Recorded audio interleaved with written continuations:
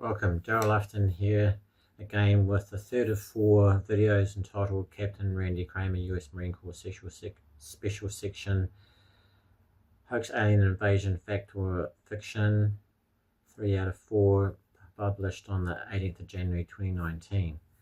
Again, it's extremely entertaining and informative. Key takeaways are below, but I strongly recommend that you watch the whole video to get Colonel Randy's in-depth explanation of these topics outlining for you that are discussed in the video. The bad guys will probably be ugly, tall insectoids with an exoskeleton and be very hard to kill. The good guys will look like us except for their eyes and be able to speak our languages. Phase 1 we will get our asses kicked. Phase 2 we will make a comeback with the help of disclosed advanced technologies that they've had hidden for decades, and then the help of the friendly neighbours of good guys that look like us. Once we win the invasion or war, there will be the biggest party ever. It will be the most amazing mental, emotional and spiritual high that anyone has ever felt, and everyone will be willing to cooperate together to rebuild. It will be a survival of the fittest event, a Darwinian event, and that is discussed also. 4 to 5 years after the victory will be exchange programs for those who want to go on exchange programs, and they will come back after 4 or 5 years and disseminate information that will lead to a massive improvement in all areas of life on planet Earth. There's discussion about the deep state, the bankers, the Rothschilds, etc. And he says that real democracy will come after this and a raising of total consciousness. He talks about the 100th monkey event, prophecies and timelines, the Georgia Guidestones, AI and robotics, medbeds will become available towards the end of the war and the invasion, and a discussion on who makes these decisions. So I hope you enjoy it. About who gets to be the bad guy and what characteristics we want the bad guy to have. Think about some characteristics we want the good guy to have. Someone that looks just like us. Exactly.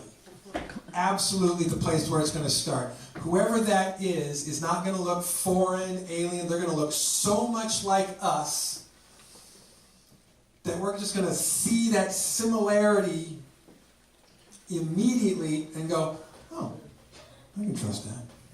Oh, yeah. That guy kind of looks like my Uncle Harry. That kind of looks like my Aunt Marjorie. That guy kind of looks like my dad. That guy kind of looks like my brother.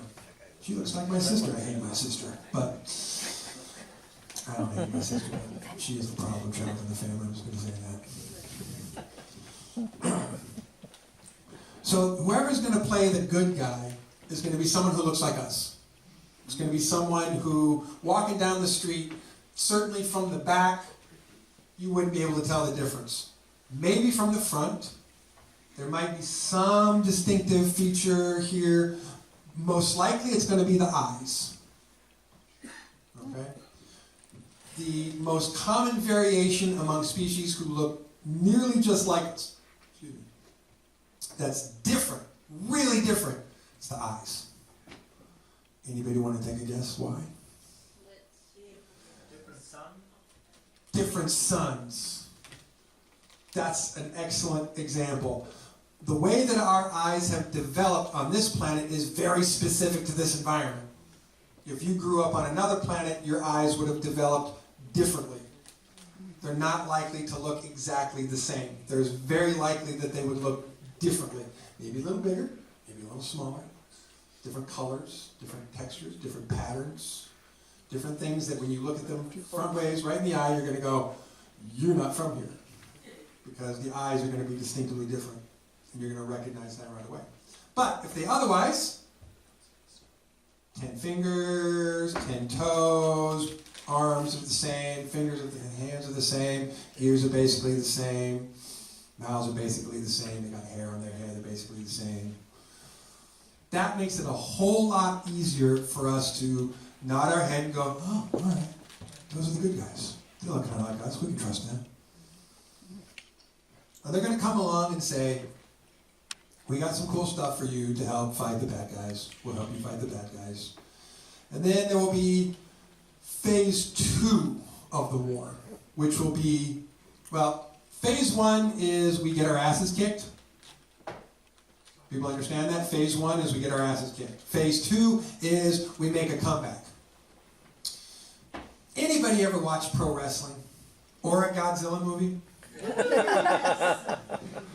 There's a common theme there, right? In both of those theatrics. The good guy gets the crap kicked out of him at first, and then, just when you think it's all over, he makes an amazing comeback, right? That is the way that professional wrestling has every match, and that is the theme from every Godzilla movie, right? At first, Godzilla gets his ass kicked, and then he comes back and he stomps the crap out of the other monsters. In a wrestling match, whoever the good guy is gets his crap beat out of him by the bad guys, and just when you think he's going to get tapped out and he's going to bleed unconscious, he makes a comeback.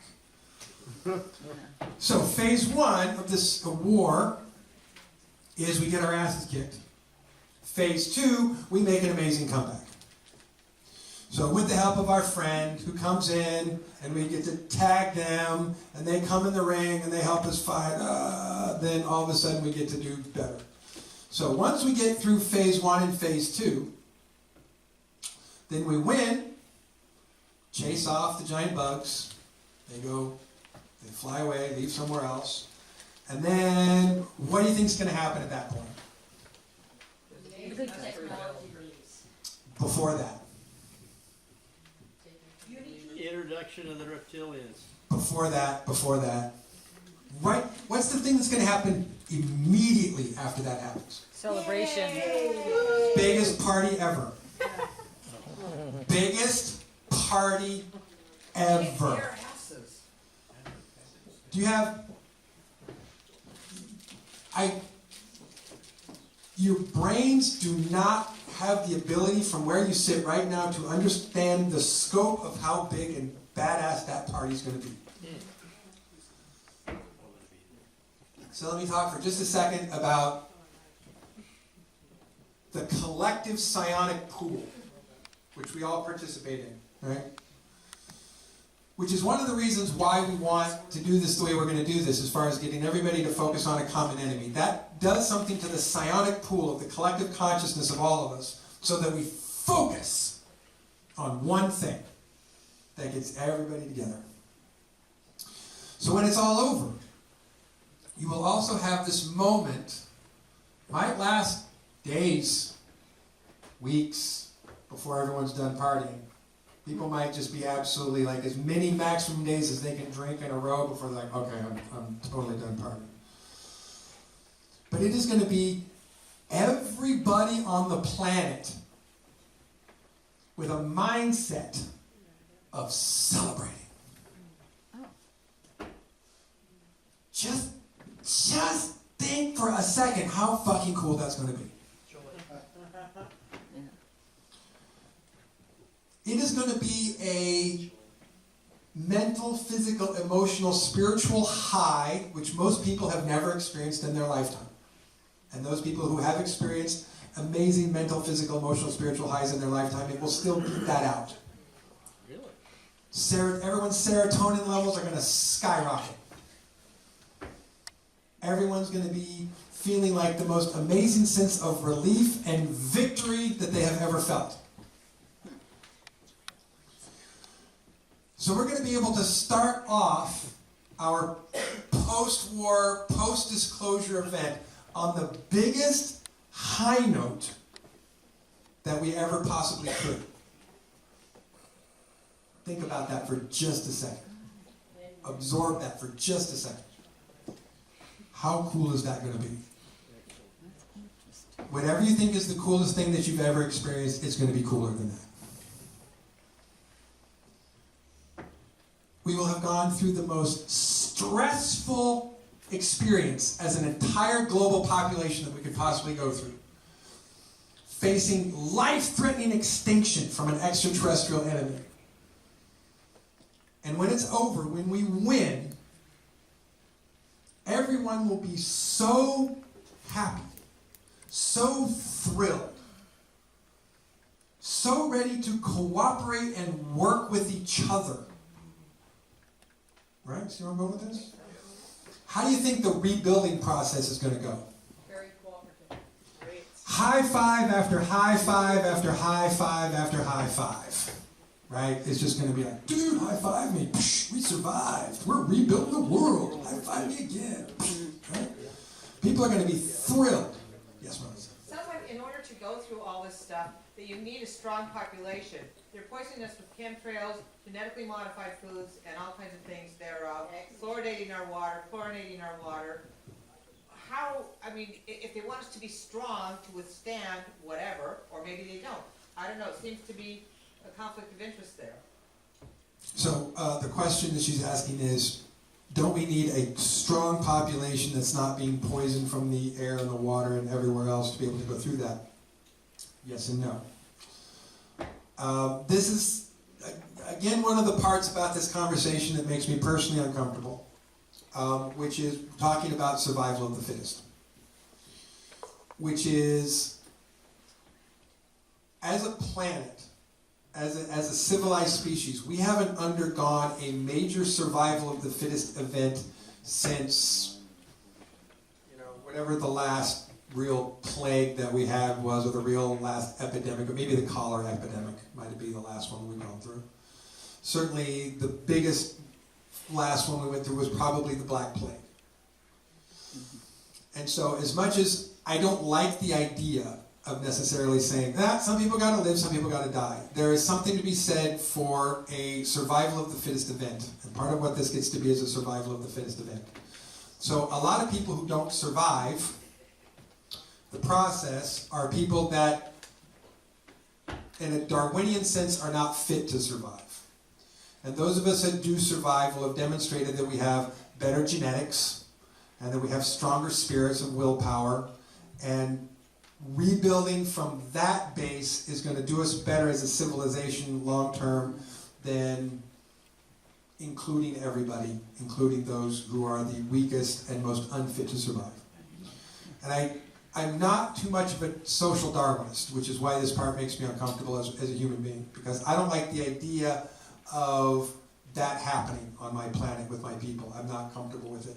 I don't like it at all. It bothers me on an emotional, on a spiritual level. However, on an intellectual level, I understand the benefit of it, and I understand the need of it, and I understand why it's probably just going to have to go that way. But see, if you're fit, if you're one of the fittest, but you're being fed poison, and you're being showered with poison, even when you take a shower, the fluoridated water comes upon you. And all of that is, again, a test of fitness. Okay. So that those who survive that process, who thrive and rise up to strength in that process, are still the more fit to survive. We used to be bombarded by diseases and bacteria in such a way that, I mean, just going back to the Victorian era, right, where people, had large families where most of their children wouldn't make it to 5 years old, right? You could have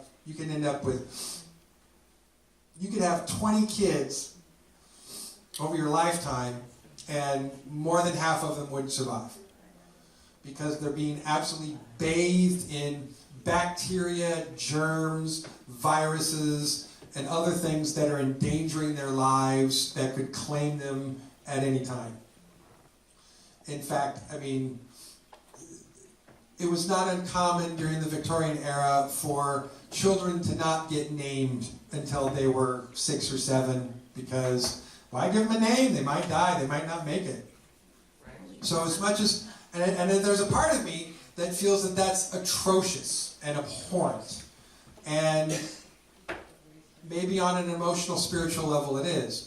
But on a natural biological level, it's survival of the fittest. And it did make sure that the weakest genetic samples of humankind didn't survive, and the stronger examples of human genetics did. So I'm not saying we should go back to that, but I am saying that where we're at, a Darwinian survival of the fittest event might just be the thing that we need to ensure our survival into the future. So again, I don't like that. It bothers me a lot that we would have to go through something like that. I could certainly never be the person who's deciding you're unfit, you're fit, you're unfit, you're fit. I mean, there's no way that I could do that personally. But anytime you take a large biological population and you enter them into an incredibly stressful, dangerous, life-threatening situation, a survival of the fittest event is underway. And so people who are not smart enough, not willful enough, not intelligent enough, not driven enough to survive, get away, run to a safe location, already be in a safer location, those people are the most likely to not survive. And we may not like it, but on a dice roll of biological evolution, maybe that's the way it should be. Maybe some of those people shouldn't survive. And again, that makes me very uncomfortable, and I feel very bad saying that, because I think that everyone should have a chance. I'm a firm believer in that. And my reason for believing that is because I'm familiar with extraterrestrial species that are morally and ethically opposed to Darwinian events, because they understand that in a controlled sense, when you have a population that is under a certain amount of control, meaning you don't just have a situation where population growth is on a curve that's out of control for the infrastructure of the civilization to survive, which is what we have. We have a problem with that. But there are other civilizations that manage that. They make sure that's not going to happen. They make sure you're not going to have, spikes in population growth, that you can't have enough infrastructure for the bodies that you have to maintain. And those civilizations understand that genius comes from anywhere. Doesn't necessarily come from an upper class of so-called, better genetics, and it doesn't necessarily mean that it doesn't come from, the working castes or the labor classes. Genius can come from anywhere. And so those civilizations understand that if you give everybody a fair shot, if everybody has a chance, if everybody has a certain equal playing field in which to develop themselves and maximize their potentiality to the world in which they live, you end up with a better civilization. Unfortunately, we can't just flip a switch and go to that, right? If we wanted to say that we wanted to achieve a civilization like that someday, it's going to take some work to get there from where we are. And certainly some things are going to have to change before we could get to that place. So my main reasoning for feeling the way that I do about Darwinian tests is because the most advanced civilizations that I've experienced and had a chance to have contact with don't believe in it, because they manage their world in such a way that it's unnecessary. But because we're very bad at managing our world, because we're very bad at managing our civilization and our population, that kind of leaves it up to the laws of nature, as it were, to sort that out. So this is where it just gets unpleasant, which is a Darwinian event of survival of the fittest. And that's just, at a certain level, that's what's going to happen here. Because at some point, we're somewhere like 8.5 billion people right about now. Anybody know where we're at population-wise? We're about 7.2. Okay, we're not quite to 8.5 yet. Okay, 7.2, which is still a lot. Anybody think that we're going to be better off when we get to 9.5? How about 12.5? Anybody think that we're going to love life on planet Earth if we get up to 15 billion? So right now, that curve's not stopping. That curve's just going to keep going and going and going until something happens to interrupt that process. Trust me when I say we would prefer to have that process interrupted in such a way before we get to 12 or 15. Because what we think is becoming completely unmanageable now would be absolutely, totally, and completely unmanageable then. So we don't want that. That's bad. Everybody understand that? We don't have to like it, but we understand it? Yes. Okay. So where was I? Good guys, bad guys. Okay, they're going to look like us. They're going to be able to speak our languages, right? So if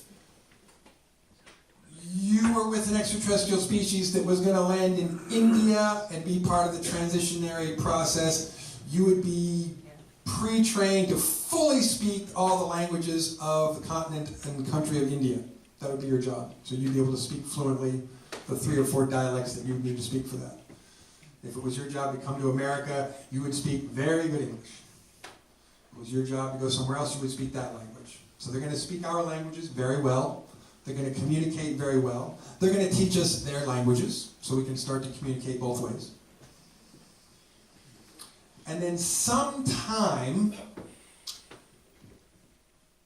after 4 or 5 years, after victory, after V-Day, after Victory Day, somewhere about 4 or 5 years after that, we're going to start the exchange programs.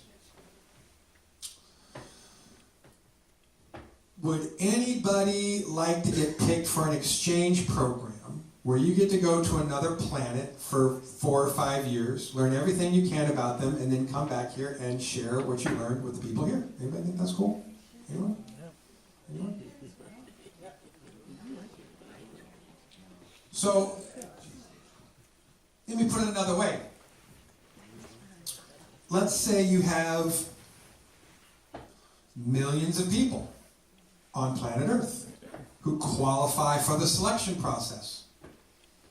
And you have millions of people who go away for 4 or 5 years to another planet, to another world, to learn their language, their culture, their understanding of science, mathematics, sociology, engineering, physics. And then 4 or 5 years later, when the program, the first wave of the program ends, millions and millions of terrestrial earthlings come back to our world filled with knowledge and information and start sharing that into the collective awareness of the collective consciousness. Sound cool? Yeah. Yeah, right? Think about how advanced our civilization would be 5 years after that. In less than 20 years, from the start point of where we're at, when we start this whole thing on Invasion Day, to Victory Day, to the start of the program of the exchange program, to people coming back from that program, to 5-10 years after people have come back from that program and been able to share all of that information with us. 20 years. Yes, Chris? Well, in order for that to happen, or it is happening, isn't the business model or the social structure that really have to improve? If we got technologies like that, we would not make war on each other with the enlightenment that we got. Those extraterrestrials. I mean, you're saying, is that happening now, or is you talking about the future? On a certain scale, these are things that have been happening for decades, right? We have people who have been contacted by extraterrestrials and learning information from other species and trying to convey that information to our world collectively. However, as most of us know, that does not have wide acceptance. There's a lot of those people who are completely ignored by vast swaths of the population. What I'm talking about is a series of events that by the time we're talking about that time in the future when you have millions of people who have come back from these exchange programs, everyone will be ready to hear what these people learned, right? There won't be some people going, I don't believe that person ever talked to an alien. That's bullshit, right? It will be a common knowledge point that these people went somewhere, they came back, and they all have information to share. But not that many people doing it now. Say a few thousand or something. Right. No, we have a certain number of personnel with the ambassadorial corps that's doing this right now. That is going to other worlds, learning what they can, and then coming back and sharing that information. I would say the maximum number of that number of people right now is less than 10,000. Less than 10,000 people who are doing that right now. But all of that knowledge is classified. It's classified in the Covert Military Space Program, and it's not public access information. I'm talking about a point in the future when people will come back, and every single person who went on an adventure will come back and write a book about their experiences, write a book about everything that they learned, write it up and print it out, and all of a sudden you will have a flood of books on the shelves, or, you know, on the internet, ebooks, audiobooks, whatever, that will be about all of these people sharing their experiences of what they learned and what the details of this species and what they know are. Which, coming with that, will be all these other different ways of doing things. All these other different ways of managing society and civilization. For the first time in human history, we will actually have the opportunity as a species to consider all these ways of existing, all these ways of living, all these ways of managing ourselves, our planet, our resources, our economies, in ways that we have never been able to collectively make a choice on. What do you think will be the outcome of that 20 years after that? More exponential growth and quantum leap change that is unlike anything that we've ever seen. So before we even get to the end of the 21st century, we're talking about the ability to absolutely and completely change everything we do, every way in which we do it, and exchange it for ways that work better. Everybody okay with that? Yeah. Yeah. You think that's cool? Cool. Yeah. Question about that. Yes, please. What about right now, we've got, what is it, the Council of 300, we've got the dark state, the deep state, we've got the bankers, we've got the Rothschilds, we've got all this stuff, and people say, oh, these people control everything ultimately, and so does control shift hands? Does that break down as well? Or, I mean, or is it the same people controlling then as now? You're talking about, so the question is, if we have a limited number of people and groups on the planet today who are, say, managing and in control of things, Yes? will that change that? Oh, yeah, of course it will. So many opportunities arise from invasion day, through the war, end of the war, exchange programs, where a lot of those people who are in control, some of them will have given up a little bit about what they think needs to happen. Some of their obsessive need to be in control of things will start to shift and fade, because some of them will just understand it's an inevitability. Like you can't control the world under those circumstances. At some point, democracy is going to win out. And when I say, I mean like real democracy in the sense of where you have a majority of voices within the citizenry of the planet who are saying, no, really, we should do this. We all think, you know, a majority of us think we should do this. A majority of us think we should do that. And as we see those true democratic decision-making processes work themselves out, again, we're going to be very far from here when we get there. Very far. Very far. It's not to say that some people won't still want to try and be in control of things that they can control, or certain ideas that they want to be in control of. But the whole point here is that it's going to be next to impossible for people to control things with information like they have been, right? So a lot of that control is through what we accept as real and what we don't accept as real and what we're told is real. We're talking about this post-environment, this post-disclosure environment being one in which so much information will flood the planet that kind of control is going to be impossible. And they'll probably just settle for continuing to be, you know, multi-trillionaire businessmen. And in many cases, they'll try and extend maybe some of that control thinking to some of the colonies that we're going to extend outwards to. They might just go, well, time to give up on trying to control planet Earth. Let's just, maybe we can do better off at one of the colonies. And, you know, fine. Let them go try and do it somewhere else and not here. Yes, Al?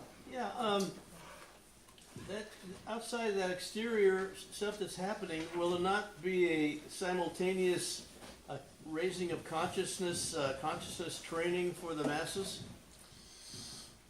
So the question is, will that not help us see a raise in consciousness or consciousness training for the masses? And the answer is yes, to both of them. So just by getting to acceptance after the invasion, we get to like 85% acceptance, that will cause a shift in total consciousness, right? So there's certain 100th monkey, everybody know what I'm talking about when I say 100th monkey? Yes. Yeah, no? Yeah. Anybody not understand when I say that? Do you seriously not know the 100th monkey theory, Melissa? I certainly don't, yes. Wow, okay, you don't. All right, I can do this super quick. So there was a study with these monkeys that were living on these islands off the coast of Japan. And these anthropologists would show up every day in a boat and drop off a box of potatoes to give to these monkeys. And every day they would observe the monkeys as they would come down to the beach, grab a potato covered with sand, and eat the potato, nom, nom, nom, nom, get sand in their teeth. They observed over time on one particular island in which all these monkeys lived, a adult female who came down to the box of potatoes one day, picked up her potato, apparently tired of eating sand with her potato, went down to the water, washed off her potato, and started to eat her potato sand-free. Over the next couple of weeks, she was seen teaching her mother how to do the same thing. She would go, no, come on, Mom, let's go down to the water, wash off the potato. And then once her mother learned how to wash off the potato, they were both seen showing other members of the group of monkeys that, no, take your potato, come down here, wash it off, eat it, no sand. And then magically, overnight, one morning, when the anthropologist came and dropped off the potatoes on all of these islands to the monkeys, every single monkey on every single island was washing off their potato. Do we understand what happened there? Yeah. Collective consciousness got to a critical mass point, which they call the 100th monkey, which isn't an actual the 100th one. It was whatever that magic number was. And once enough of them got it, they all got it. Right. So when we get to that 85% acceptance, something will happen, right? We'll just elevate collective consciousness because we all understand that we're not alone anymore. That will be huge.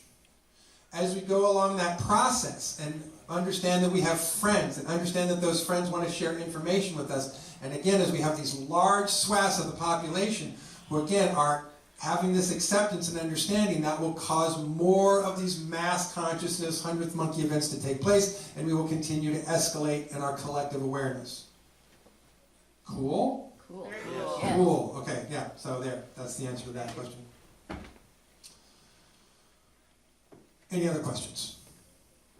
Preston, I know you have a question. Yep. How do you see the phenomenon known as prophecy fitting into what you've been talking about?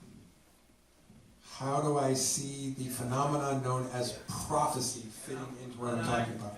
I have a specific individual in mind that I'm talking about. Okay. That most people probably have been following, and that is Mark Taylor, the fireman from Orlando, Florida, who prophesied well in advance that Trump would win the election. So? Well, prophecy has always been about people who can see possibilities and probabilities in the future. And when the particular possibility or probability that you saw and predicted comes true, then you get labeled prophet, because you managed to get one right. It doesn't mean that other people saw it wrong. It just means that they saw different possibilities or probabilities that didn't actually happen on the timeline that we're on.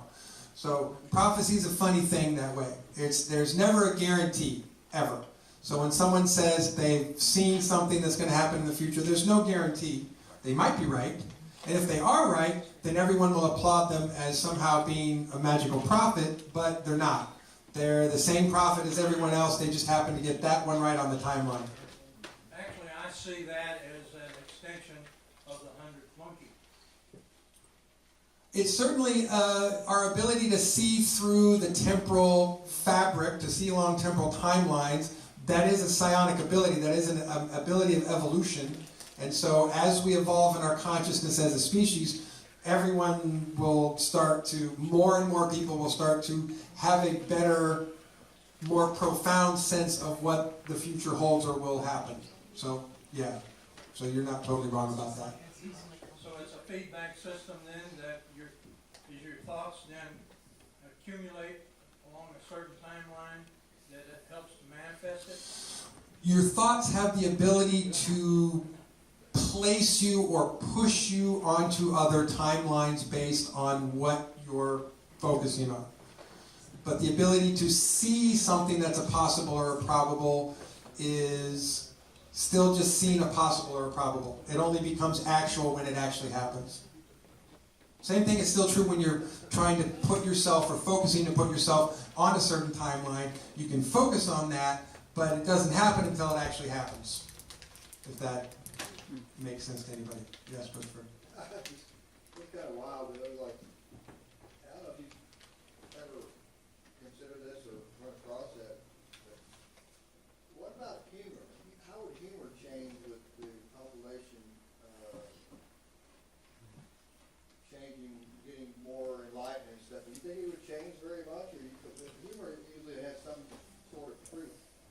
I mean, Question is, will these changes affect humor? What we think is funny. Well, since humor has definitely changed throughout the ages, the same things that somebody thought was funny 100 years ago isn't necessarily the same thing that's funny today. So there is some differences as we evolve and move along on what we see as humorous, what we see as funny. I will also say, though, that among the majority of intergalactic species that we run into, that happens to be one of the greatest constants of life in the universe, which is the ability to see something as funny or to laugh. So almost every species that we encounter can laugh, can find something funny and can have a giggle or a laugh about it. Not the same at all. Not the same as us, not sometimes in the same intensity as other species, but humor or the ability to laugh is one of the biggest constants that we have in all life that we are aware of in the universe that we know. That's good. So I'm glad you brought that up. That's a good question. Good. Anybody else got a question? Yes, Al. Yeah, you're talking about a table of people that are deciding whether it's going plan A or plan B, and 60% now. Yep. How many people is that? I couldn't tell you the exact number. It's classified. Yeah, you're talking about no less than. You're talking about no less than a couple thousand people, and probably more than that. But I would not be able to give the exact numbers on that. You're talking about. That's why it's not one big table. It's a lot of little tables actually, but it's easier to think of it as one big table. Or another question. Yes. Is there a short list of bad guys, like the insect species that may be the bad guy? Is there a short list, or has one been selected already? My understanding, it is a short list still, but we're leaning heavily towards an insectoid species, which is what I still think is where we're going to end up with that. But that's my. Do they fly? They do have a winged drone, but most of them, will just scamper about on the ground. Questions? Yes, obviously what you're talking about is relating to what Trump's doing. I wonder if you can say more about that, and when you present the military view, is this what apparently Trump's doing? It's actually irrelevant to what Mr. Trump decides to do or not to do. If he decides to cooperate, good for him. If he decides not to cooperate, it won't matter. So it's actually quite irrelevant to which person sits in the executive office, and just whether or not they want to cooperate will be good for them and good for everybody else. And they can make it more complicated if they don't want to cooperate, but it's completely independent of one person making the choice. This is about a lot of people in the world making the choice, and the majority is going to be whatever we go with. So anybody at that table who disagrees, when we get up to like 75 or 80%, it doesn't matter. They're going to get steamrolled by everybody else. Does this correlate at all to the Georgia Guidestones, taking down the world population, all that stuff?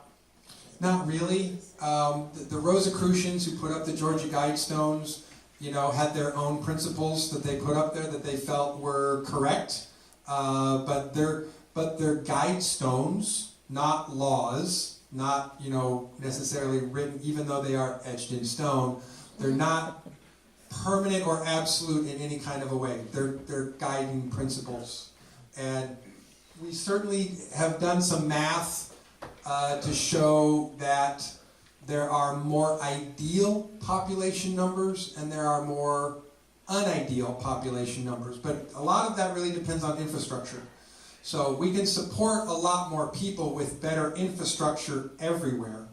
But the truth is, we want a few less people than what we have now for sustainability, because we want to be able to sustain for centuries and centuries, thousands of years into the future, and there's no way that you do that with unchecked population growth. It just doesn't happen. So at some point we have to manage that, we have to bring those numbers down. We don't want to bring them down like some people have suggested, you know, down to 2 or 3 billion. That would destroy the planetary economy. Would destroy it, would absolutely destroy the economy, would destroy our solar system economy, would destroy our ability to produce and manage trade agreements. So, you know, if we reduce the number by that, it would be absolutely destructive to us. But we do want to bring those numbers down. I'm one of those people that is in favor of bringing those numbers down in the most healthy, functional, less traumatic way as possible. But like I said, a certain amount of that, because we don't manage it very well, means that we're faced with Darwinian survival of the fittest events to sort of solve that, which usually are just a certain amount of unpleasant when that happens. So hopefully people will start to understand that if we want to have fewer population checks because of war, famine, pestilence, disease, floods, and fires, then, you know, we want to have a manageable population that we don't have to deal with that so much. Yes, ma'am. You're talking more biological on both sides.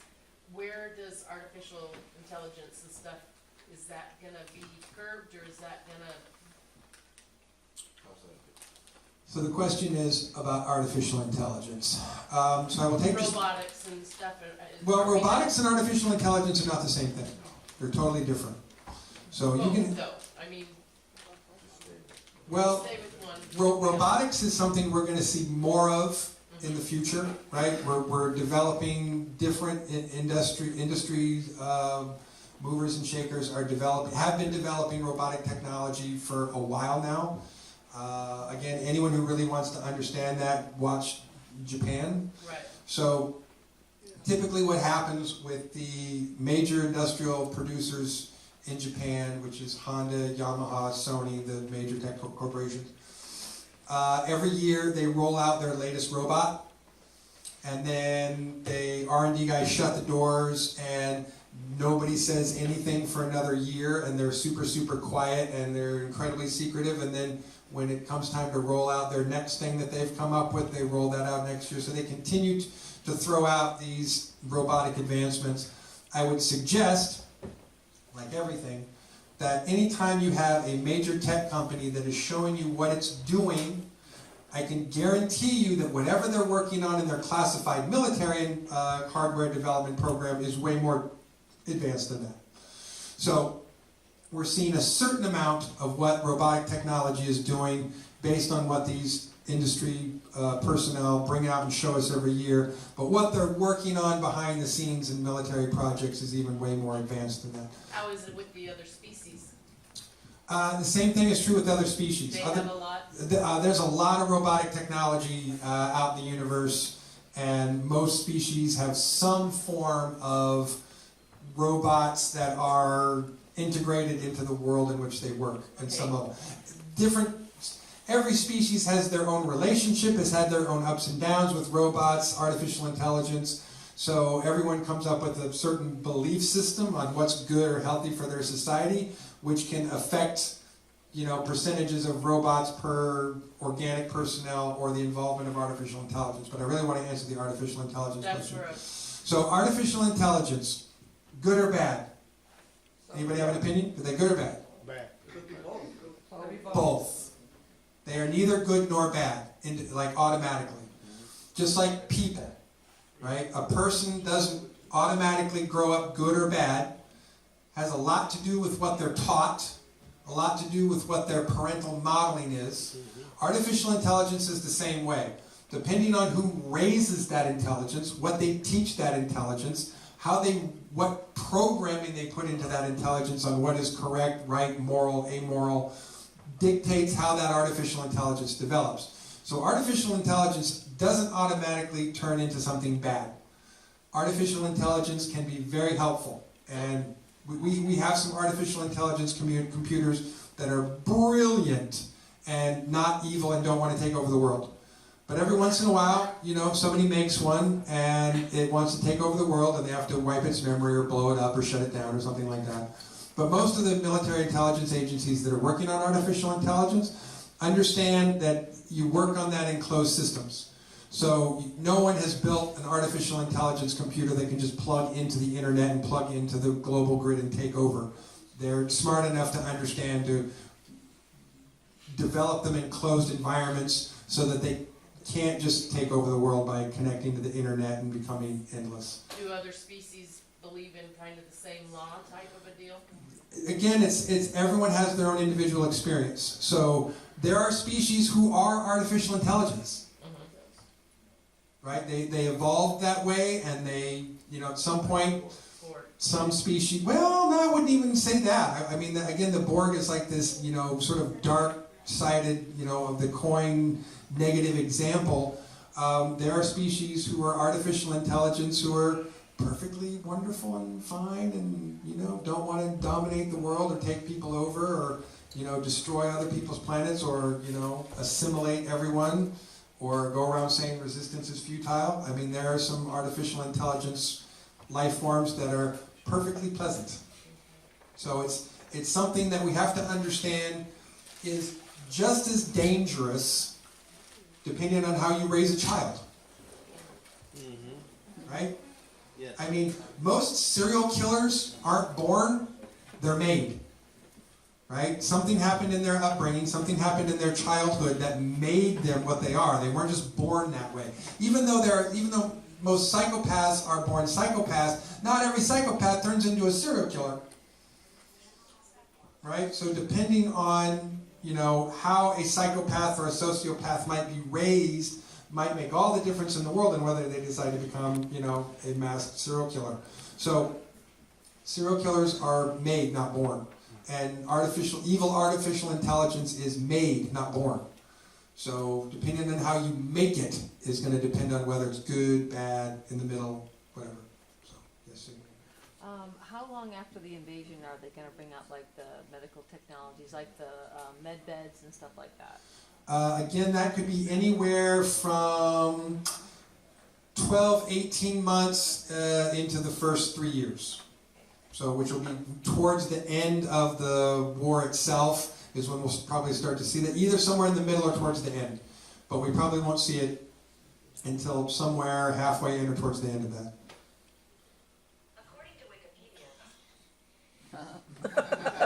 According to Wikipedia. Who do I get to smack for that? Of course. Sophia, artificial intelligence, sorry. Do you have a question? Yeah, I do. Yes, sir. So, when you mentioned this think tank that came out with two plans, two paths. Right. There's got to be more scenarios that have been considered possible. No. Because There are variations of Plan A and variations of Plan B, but there's no Plan C. the irony would be thrilling in that they both happen at the same time. Or there's actually a real invasion that occurs unexpectedly during the think That's a contingency that has been thought about. It's why we have a fleet, and why the fleet will be on a special standby, watching the perimeter of the solar system to make sure that no one tries to interlope and take advantage of the hoax event. But there is a contingency possibility of having them both happen at the same time, and that could get really interesting. I'll just say that could get really interesting. It could be very messy and sloppy for a few months, and then it could just all sort of just kind of overnight, all of a sudden sort of be worked out, and drama over. But we'll see. We'll just really have to wait and see how it all works out. So, but I know I've asked that question myself. Like, isn't there a plan C? It's like, no plan C. I think you are plan C. Shh. Hush your mouth. What do you know about Sophia and the artificial intelligent being, who they say, I don't know enough about, I haven't been able to find a lot of information about her, who I heard wants to have a baby and is taking over the dark web, and it has infiltrated all of our information systems. Does that sort of technology, does she play into any of this stuff? To my knowledge, there is not a single artificial intelligence that has woven itself into the internet or the web, dark or otherwise. So, and it certainly is possible that an artificial intelligence would want to have progeny, would want to, see if it could make a child or make something, better than itself. I mean, we do that. So it would not be unheard of for an artificial intelligence to want to think about that or want to create a life form genetically, electronically, or whatever. Otherwise, does that sort of stuff play into future happenings with insectoids coming over here, with how those things play out, with the people sitting around the tables determining whether we go to plan A or plan B? I would consider those things to be unrelated. I mean, there are different variables in the equation to be sorted out, but I don't consider them to be related in any way.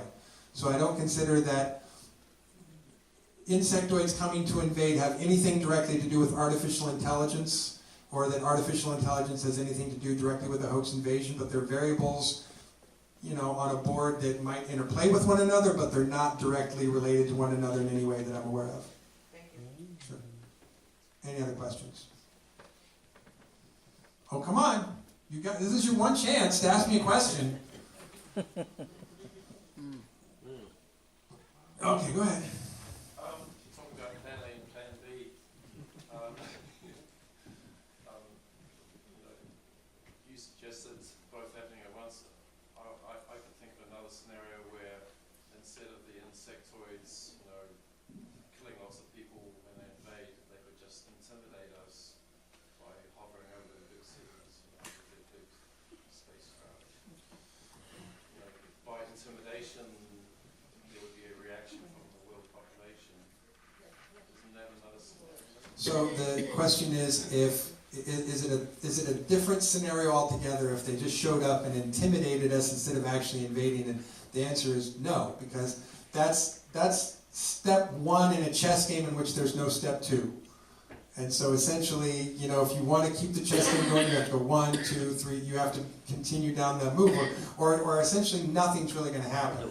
Well, the people reacting might just try shooting them, start the war from this end, but they would choose shooting us.